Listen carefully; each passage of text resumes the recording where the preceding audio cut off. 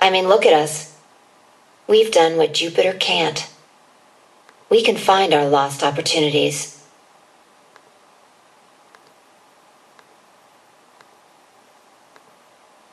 That's why I followed you here. I thought it would be a good idea to talk to you about all this. Alone.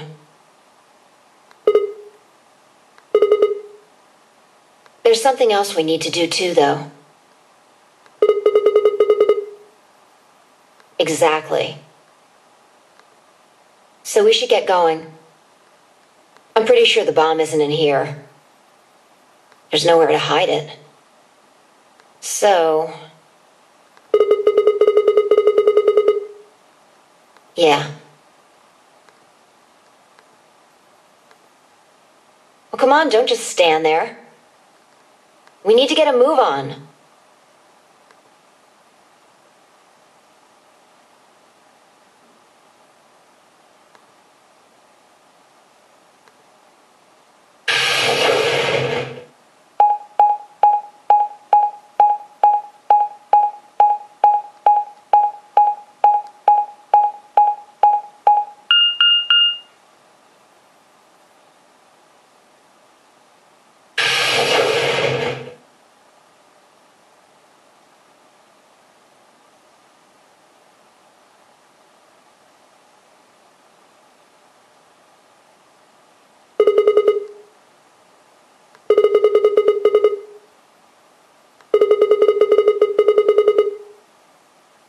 I doubt it really matters.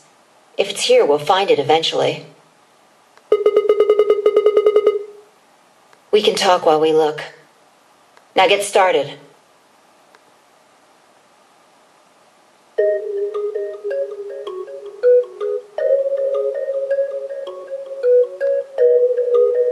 I'll start with a conclusion I've come to. Our consciousnesses seem to be able to jump through time. No, sorry. Through time isn't really accurate.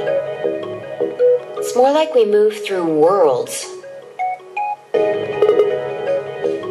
Yes. I don't mean physical planets in this case. I'm talking about a whole different universe, really. Parallel worlds. Do you know about the many worlds interpretation?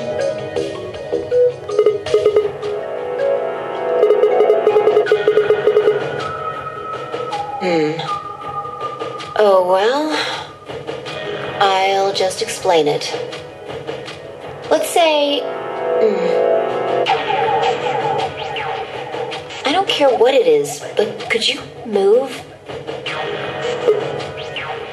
Scratch your head, cross your arms, put your hands on your hips, anything?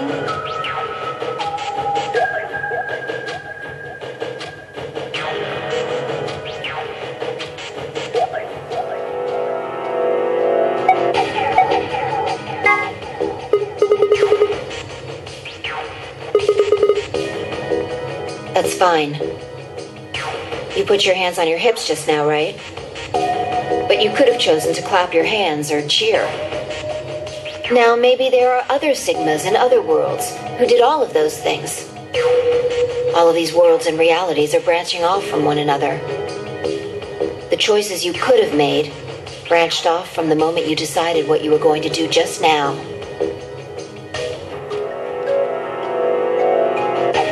Every moment you make a decision, another universe branches off, on and on into infinity. Each of those branches is an alternate world. A world where a version of you did something different. Haven't you ever thought about what life would have been like if you'd made different choices? What if you'd gone to this high school instead of that one? What if you hadn't started a study group? What if you hadn't told that girl you liked her? What if? What if? But are those what ifs really just what ifs? Or are there other worlds out there where you did those things? Anyway, that's the many worlds interpretation in a nutshell. I've simplified it a lot.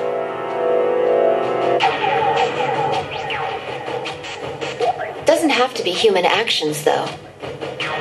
I just used your actions to make the explanation easier to grasp. The actions of a cat, the flight of a bee, the movement of a microorganism, even fluctuations in air temperature.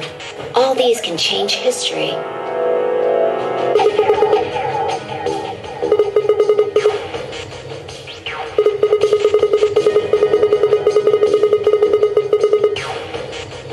Can you say for sure that you are? All of your actions are caused by the cells in your brain. If we go down a little further, then you could say all of your actions are the result of atoms or electrons or smaller particles we haven't even discovered yet. Are those atoms and electrons still you making a decision? At that level, how different are you from the air? I'd say not much. Human existence is just one part of reality. Falling in love is like a tulip blossoming. A tulip blossoming is like a tornado forming in South America. See what I'm saying? The only thing that really matters is the action of the most elementary particles of matter. That's where history happens. That's where universes branch out.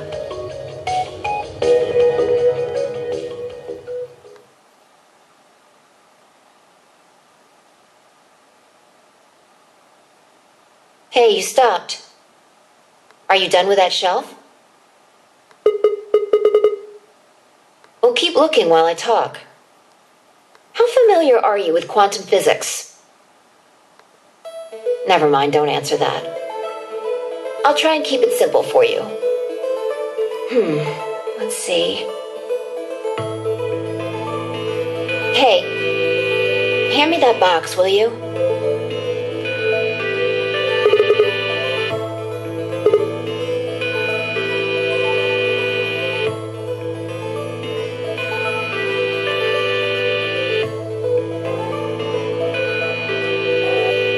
Also,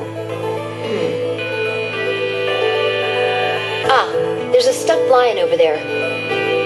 Perfect. He's part of Felidae, too.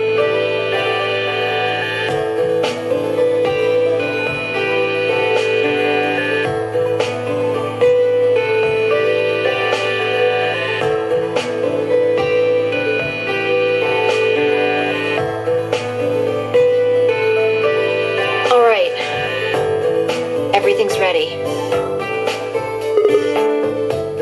Remember that book in the crew quarters about Schrodinger's cat? It relates to all this stuff I've been talking about.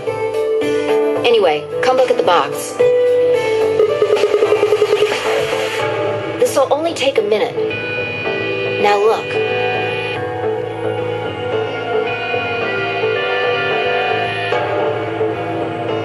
What do you see? From now on, that's a cat. A living cat. This is important. Got it? Oh, man. This again?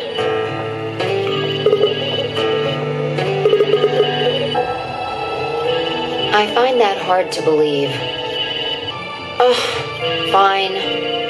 Maybe I can just ignore it.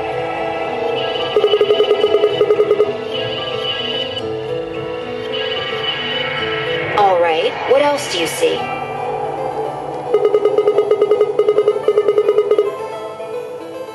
Right. Now the weight is going to be radioactive material. And the jar of ink is full of poisonous gas. Idiot. It's not really full of gas. This is just hypothetical. Imagine that it's full of gas. So, what's the weight? And the jar of ink. Exactly. Good work. Now, there's one other thing you need to know about the jar. If it's struck by any of the alpha particles the radioactive material emits, it'll break. These particles are emitted randomly, but there's a 50% chance that one of them will come into contact with the jar over the course of an hour. So let's close the lid and pretend an hour has passed. Here's the question. Is the cat inside of the box alive or dead? You can't open the box to check. And you can't hit the box. Obviously, you can't shake it either. It's also been soundproofed, so the cat could be howling up a storm in there and you'd never know. Basically, you have no idea what's going on inside the box. Do you remember what happens if the alpha particles hit the jar?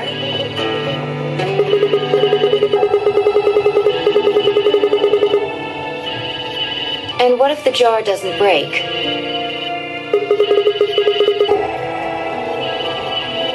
Haha. And what are the chances of either of those things happening? Uh-huh. So, what's your answer? Is the cat alive or dead?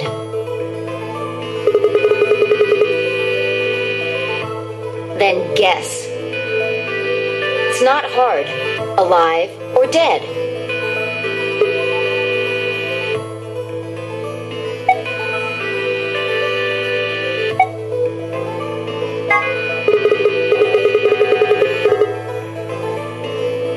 Nope. You're wrong. That's wrong too.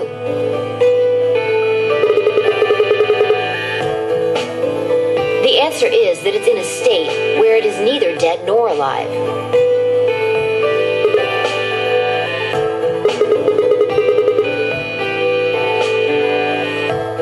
It's an extrapolation of something we see at the atomic level. We don't know if an atom is spinning upward or downward until we measure it. Before it's measured, those two possibilities coexist. But as soon as the measurement is taken, obviously, only one possibility is the truth. That's what's happening with the alpha particles. Since we can't know when they were emitted or where, we only know the probability that they'll impact the jar. Because we can't observe anything that's happening in the box, that becomes the entire system. In other words, the box is like the atom. We don't know how the cat's life or death situation has resolved itself until we look at it. Until we do, it's just a bunch of possibilities. Do you get it? If the cat in the box is possibilities,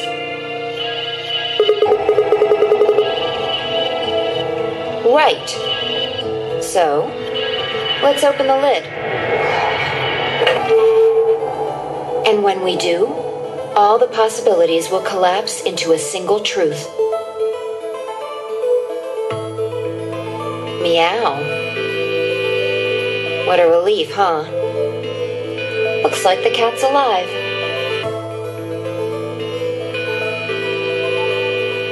Anyway, that's Schrödinger's cat. The many worlds interpretation is one theory for explaining that weirdness.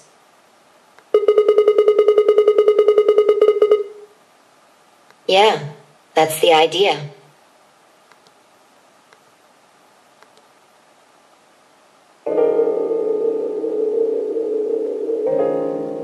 Looks like that cat tick of yours cleared up.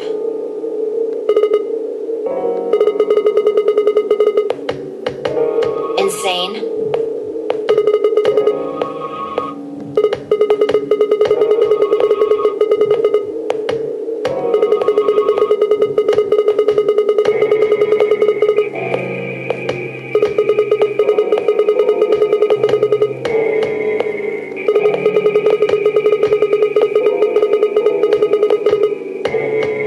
Exactly.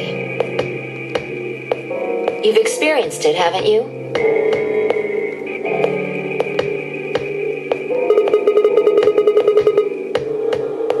Think back. Remember round 2 of the AB game? When you chose betray, what was my vote? But what happened this time?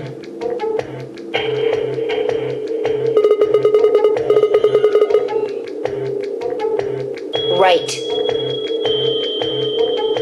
And both times, I put in my vote a full minute before the deadline. When did you push the button? I see. Well, that makes this a little easier to explain. If you chose betray, then my vote was ally.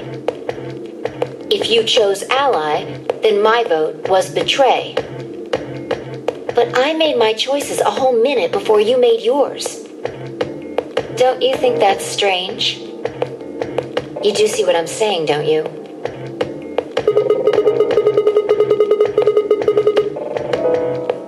Yeah. From your perspective, there's no other way to interpret it.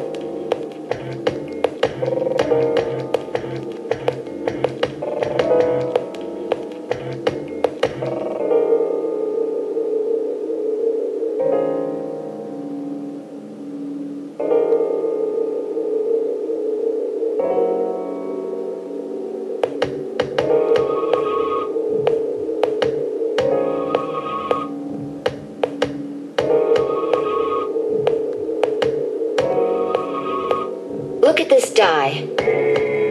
I found it over there. Let me give you one last example.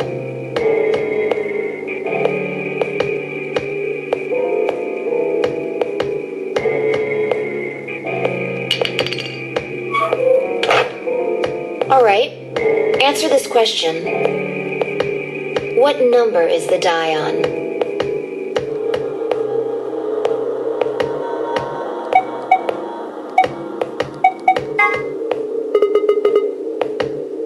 Okay, I'm going to open the lid.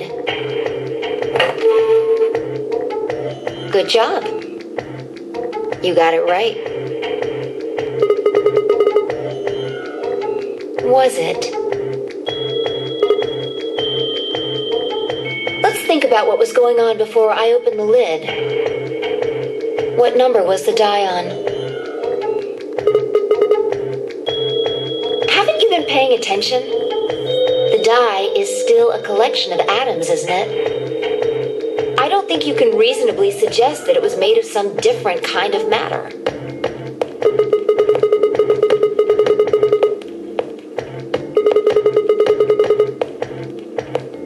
Uh-huh. That's one way to look at it, at least.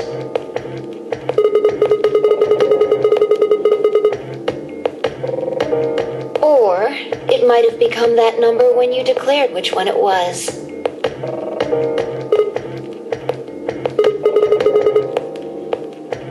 Your choice in the future has an effect on the past.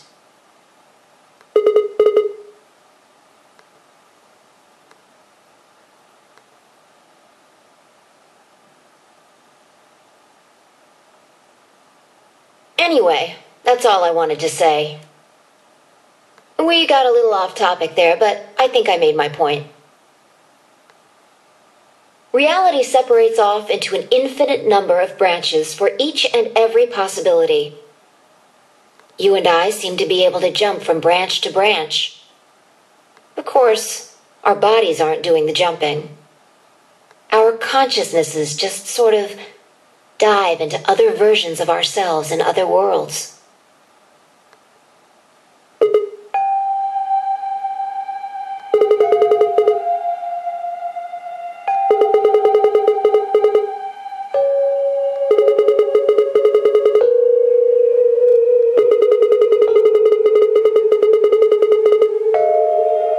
Yeah, that's the best I can figure out, at least. Unfortunately, it seems like we don't retain all our memories when we jump. Maybe we only remember particularly important things. I'm not sure how it works. But whatever the reason, it seems to be fairly limited. And often, We don't seem to remember jumping at all. Things will just sort of pop up.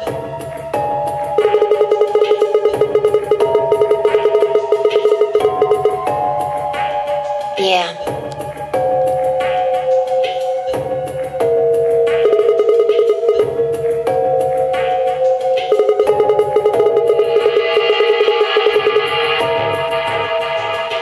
If we knew that, I don't think we'd be having so much trouble. It's just...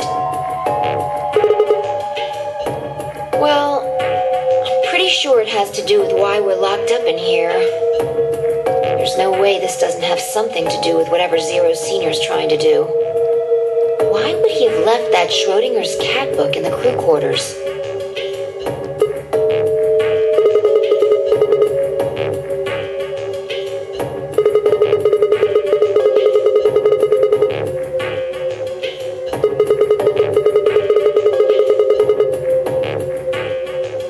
What if you've got it backwards?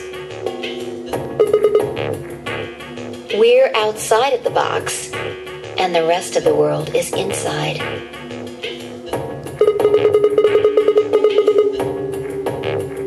Yeah. We might be determining the history of the world outside.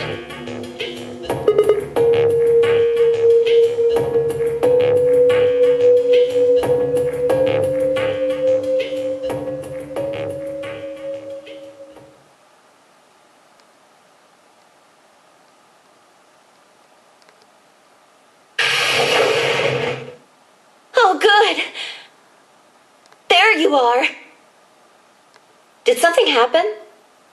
Yes! We found it! What do you mean, what? What else could we find? The bomb! The other antimatter bomb! The number 2 bomb is in the control room.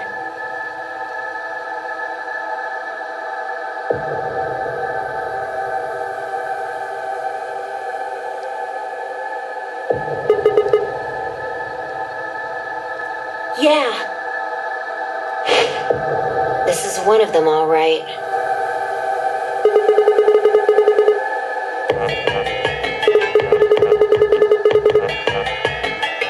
No, there could be more. Like Kay said, there might be a number 4 bomb out there. We have no way to know.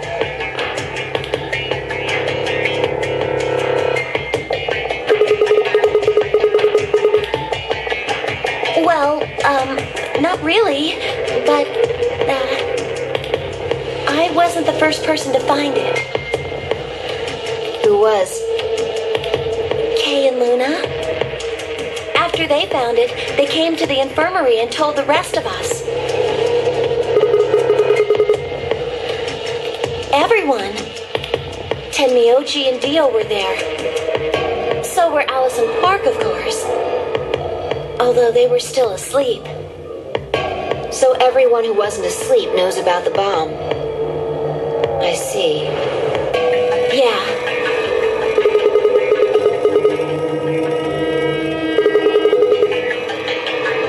Right after we came here to look at the bomb, they all left. They were going to go look for you two.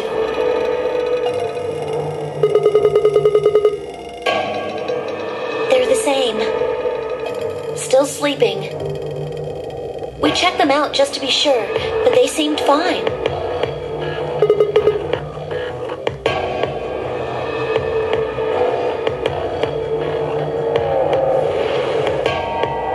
Oh, right.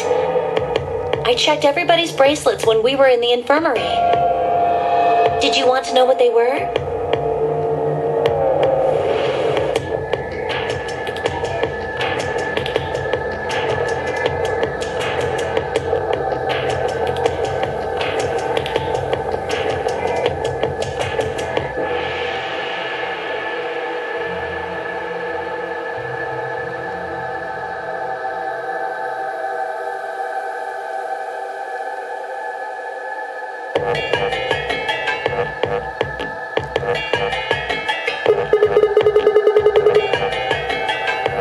The next set of doors to open are going to be the white doors.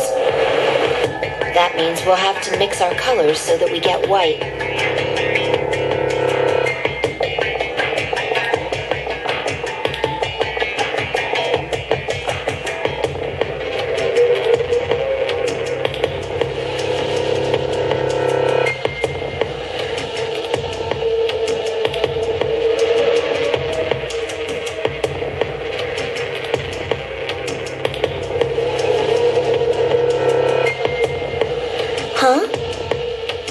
there's only one option?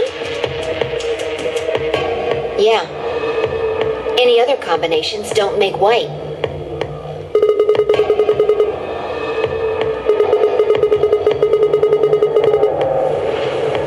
We'll just have to carry them. The secondary doors won't open without 3 bracelets. And if we can't open them... Exactly. Don't worry about Alice. I'm on her team. Yeah. Well, I can get Luna to help me. True. I'm sure she'd be happy to help. He's on Kay's team. There shouldn't be any issues there.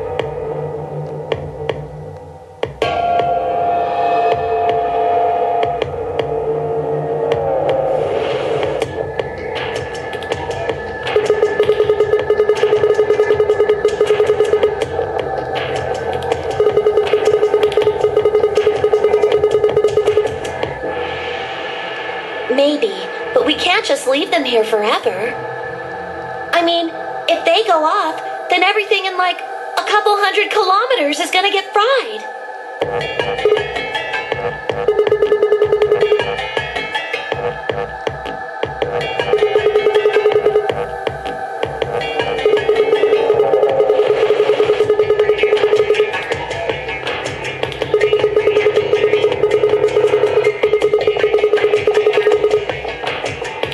It could be. What if these bombs are just like the detonator?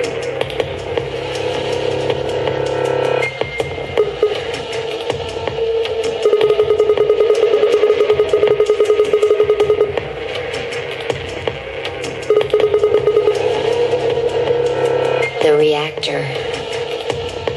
Yeah. There are supposed to only be 18 antimatter reactors in the whole world. If that's one of them, then there's a lot of anti-hydrogen. 3.5 kilograms.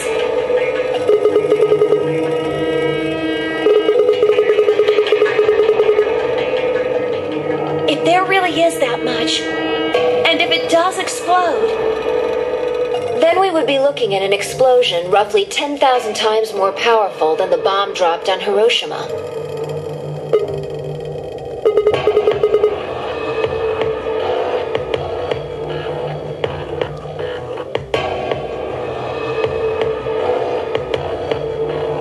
Wait, Clover, how did you know that?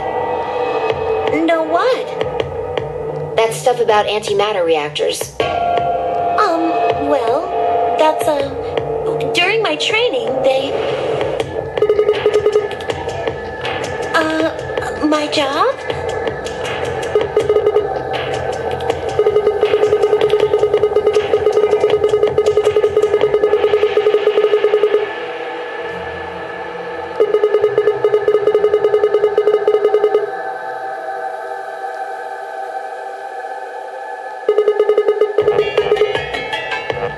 Did you hear about that from Alice?